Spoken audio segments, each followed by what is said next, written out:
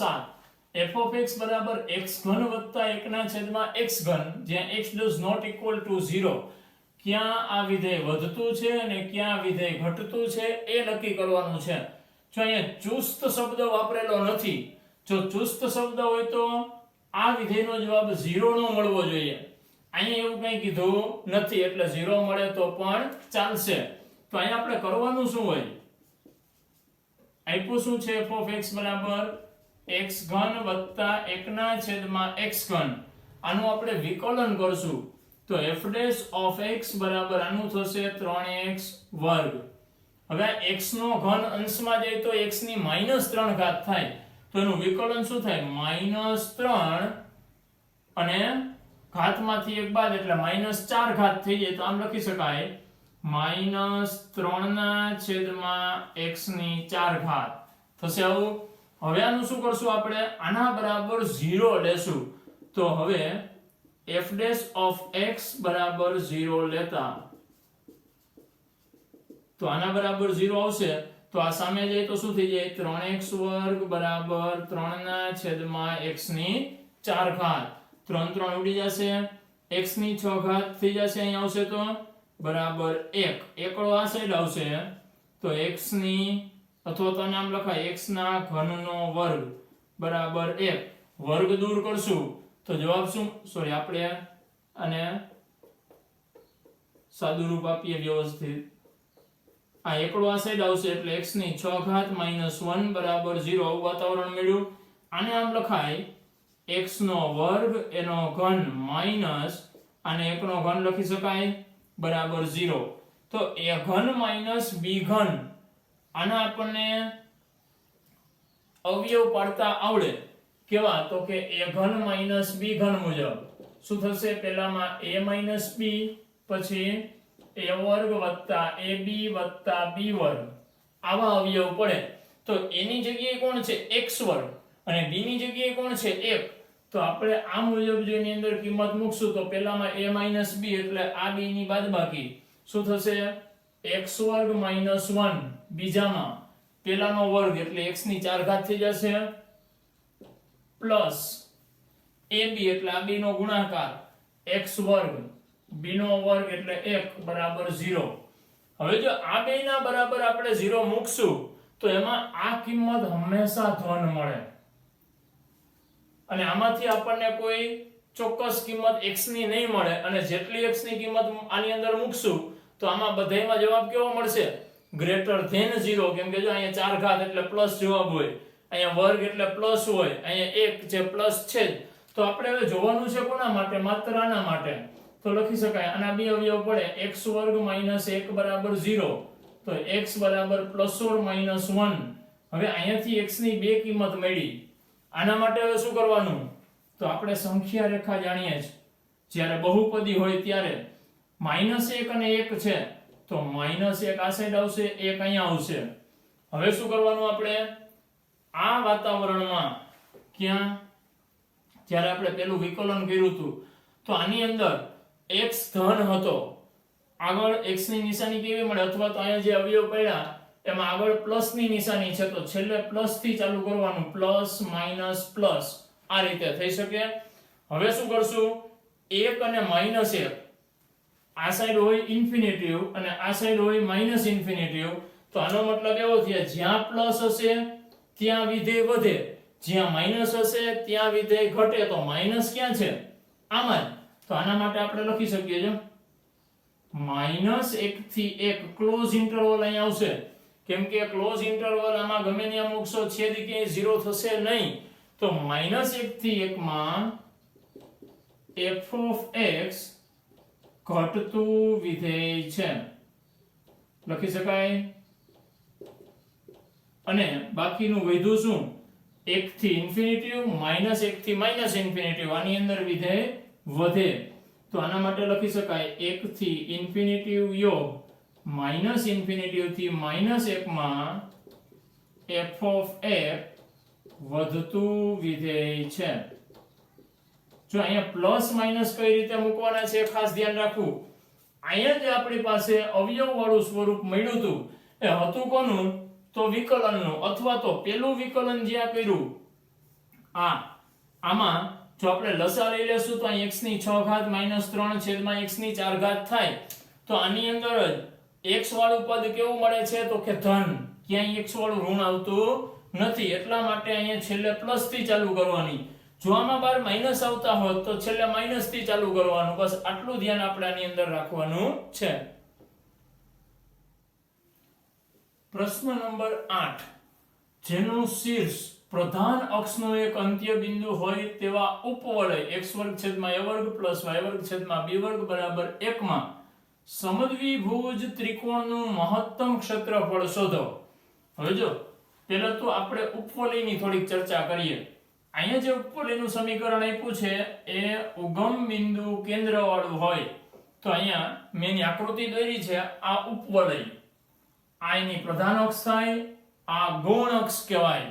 તો પ્રધાન અક્ષની અંદર પહેલા તો અહીંયા આવે 0 0, આ આપણી x અક્ષ અને y અક્ષ તરીકે જ વર્તશે.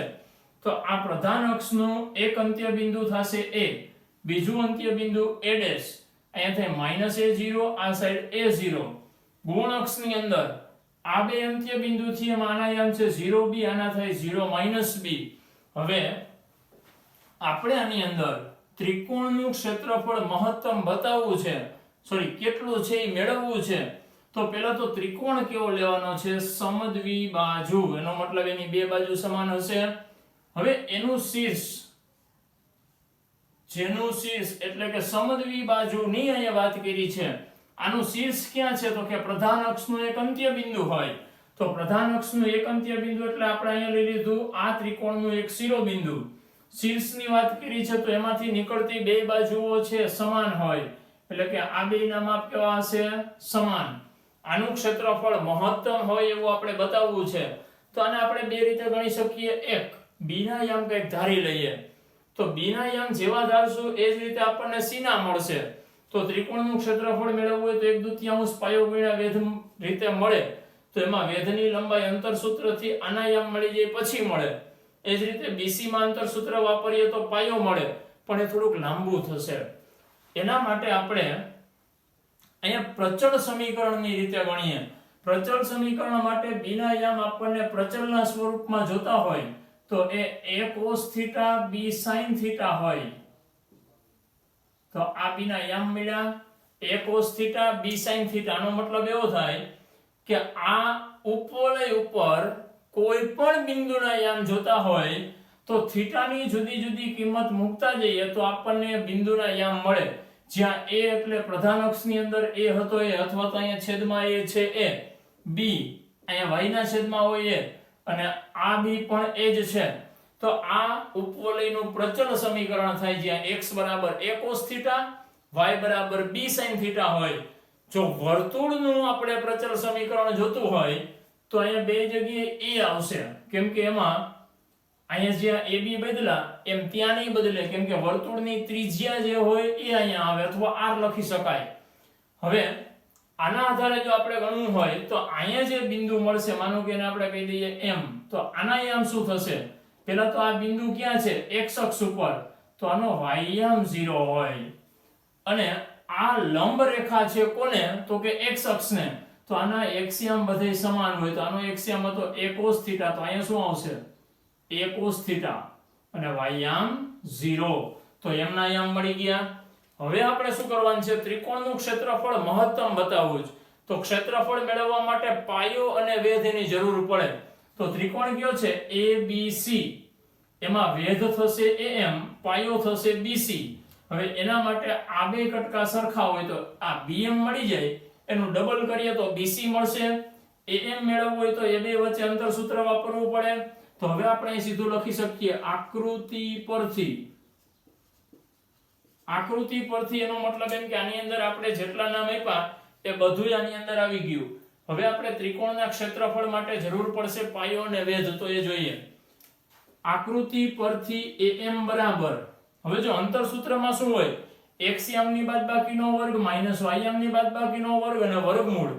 પણ જો આની અંદર બેના y યામ સમાન છે 0 0, તો ખાલી અહીંયા આપણે x યામની બાદબાકી જ કરવાની થાય.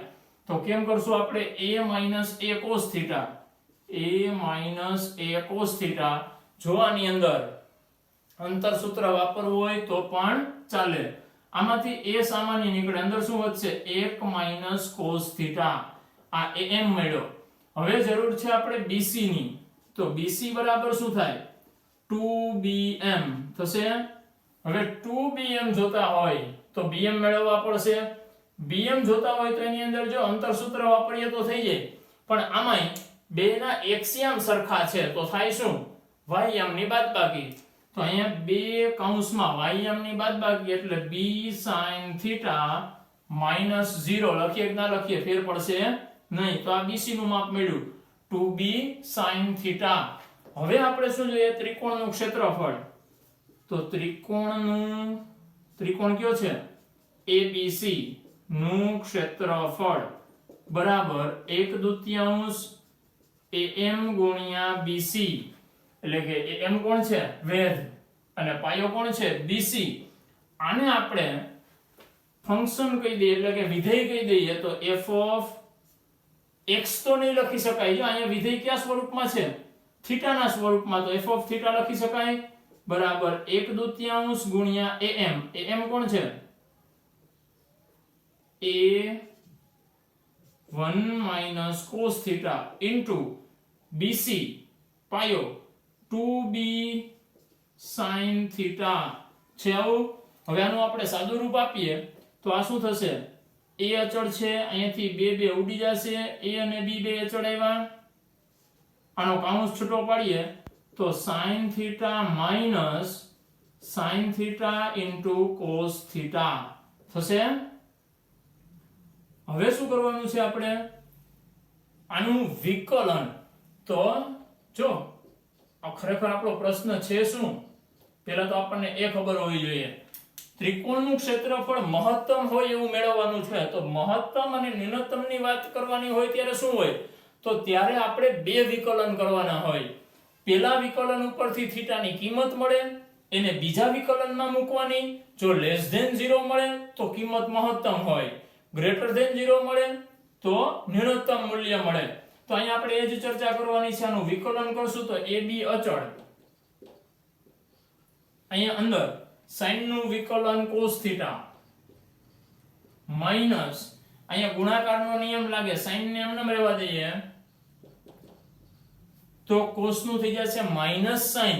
માઈનસ sin થાય તો અહીંયા થઈ જાય પ્લસ અને sin into sin એટલે sin વર્ગ થીટા. હવે cos ને એમને રહેવા દઈએ, માઈનસ તો ભેગા આવશે જ, માઈનસ cos થીટા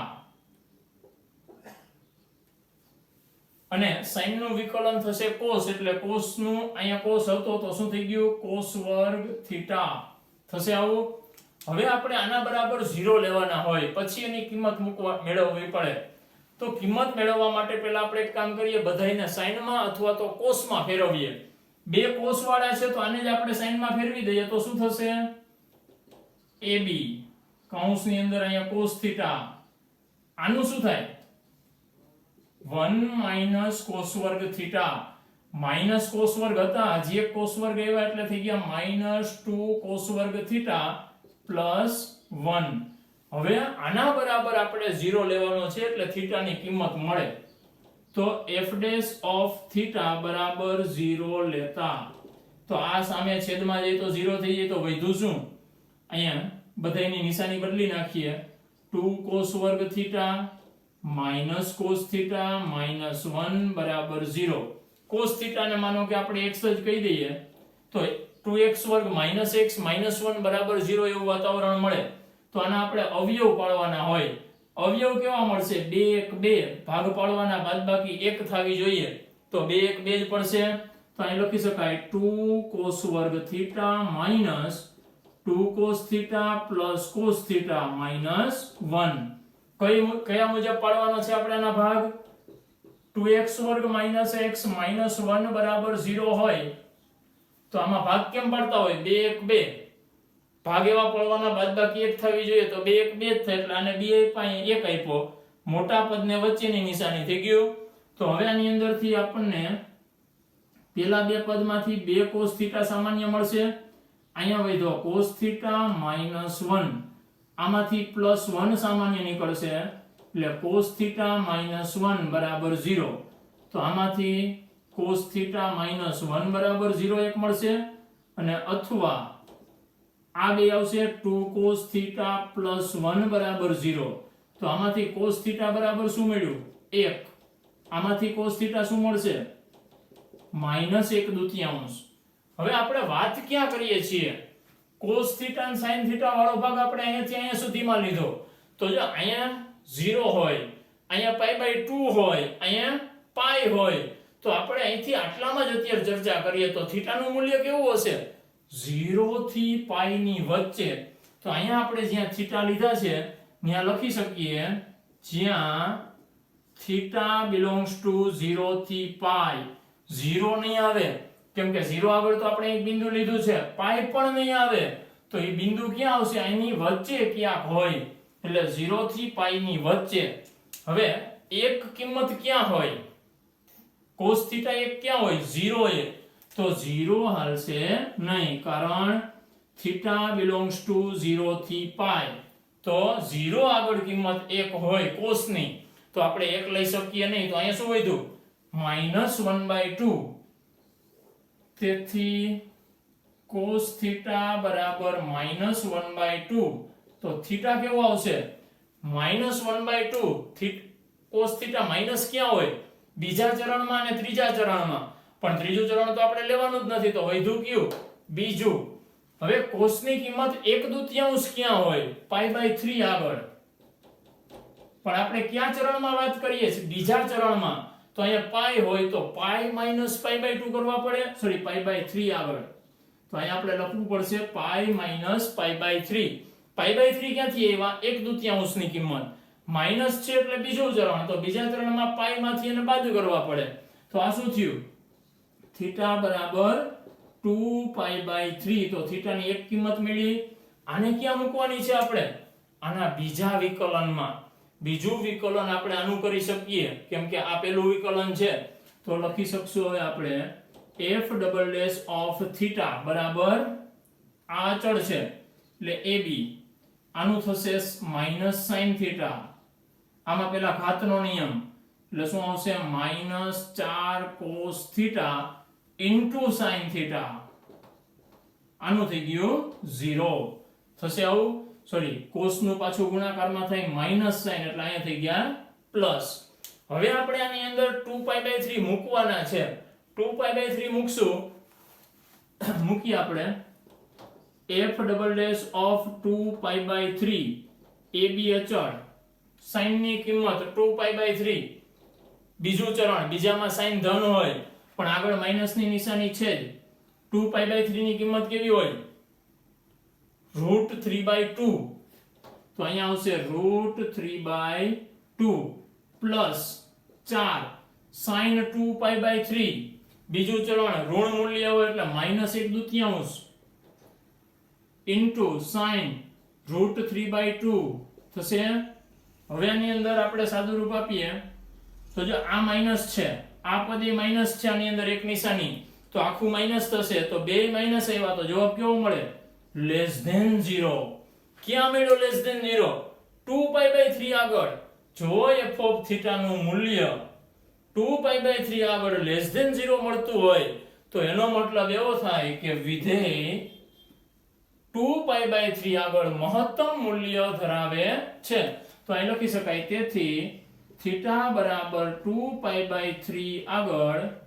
f નું મહત્તમ મૂલ્ય મળે અહીંયા મહત્તમ મૂલ્ય મળે એ ખબર પડી ગઈ પણ આપણે શું જોઈએ છે ત્રિકોણનું ક્ષેત્રફળ એટલે આ ક્ષેત્રફળ જ હતું તો આની અંદર આપણે થીટાની કિંમત મૂકવાની છે મૂકી આપણે ત્યાંથી આપણે આગળ વધીએ તેથી ત્રિકોણનું મહત્તમ ક્ષેત્રફળ બરાબર આની અંદર કિંમત મૂકશું એટલે abm ના sin 2π/3 બીજા ચરણમાં એટલે શું આવશે √3/2 માઈનસ આની કિંમત પાછી √3/2 ઇન્ટુ cos 2π/3 એટલે -1/2 તો અહીંયા આવશે -1/2 તો આ આપણને મહત્તમ મૂલ્ય મળ્યું આનું સાદું રૂપ જ આપવાનું છે જો ab અચળ લસા લેશું કેટલો આવશે